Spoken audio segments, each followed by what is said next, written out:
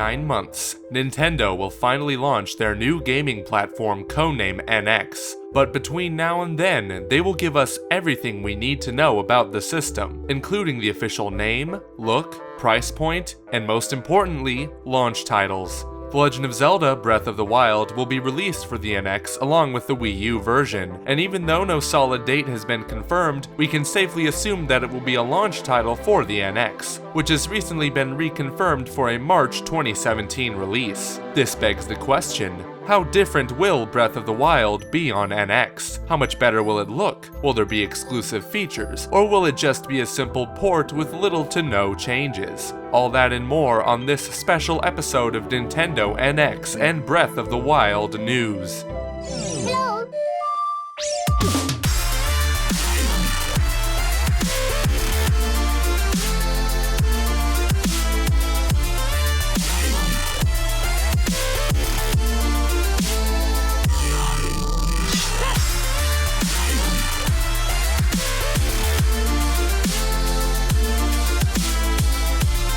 Ubisoft, Warner Bros., Square Enix, all these third parties have shown interest in supporting codename NX, at least starting at launch.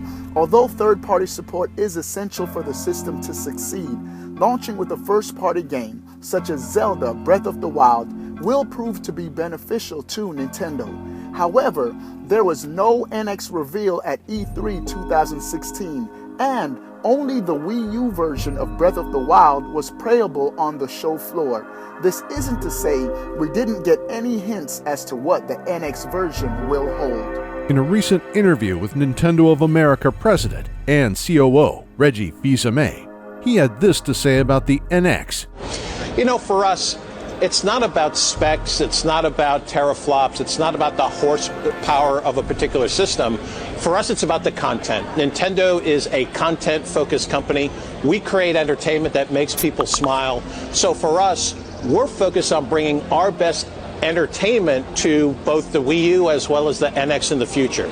So for us, whatever Microsoft and Sony are doing in terms of talking about new systems, that's for them to fight out in that red ocean. For us, we want to make sure we're bringing our best content forward.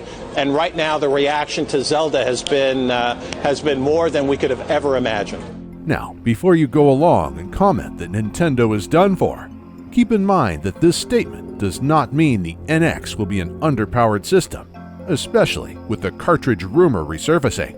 They wouldn't look like the big, bulky cartridges we saw back in the old days of gaming. They would be similar in size to DS and 3DS ones, but with more storage space and faster reading speeds. This will all mean shorter loading times, better game performance, and most importantly, no game installs. If this succeeds, this could become a new standard for gaming, and we could see the likes of Sony and Microsoft making the switch with the PlayStation 5 and Xbox 2. Upon playing the Breath of the Wild demo at E3, loading times varied between 15 to 30 seconds when entering shrines or dying. Even though this could change upon release, having the game run on a cartridge would cut those loading times almost in half or possibly eliminate them entirely. But the most important changes that could be made are ones of the visual and performing sense. One of the problems I had while playing the demo were the frame rate dips that would go far below 30 FPS. This mainly happens when the action gets too intense or when too much of the game world is shown on screen. Since it's safe to assume the NX will be of much higher specs than the Wii U, these problems can and should be solved. If the game were to not change at all visually but run perfectly at 30 or even 60 frames per second, I would personally be satisfied. However, in an interview with Eurogamer, series producer Eiji Aonuma stated that the NX version will offer different visuals, but the same gameplay experience. The Wii U version runs at a 1280 by 720 resolution with little to no edge smoothing. Maybe the different visuals Aonuma is promising will be at 1080p resolution, more detailed textures, and even a farther draw distance. Just don't expect a visual overhaul to look more like the E3 2011 Wii U tech demo. The Game Awards 2014 demo of Breath of the Wild, when it was formerly known as Zelda U, showed us the Wii U gamepad in action.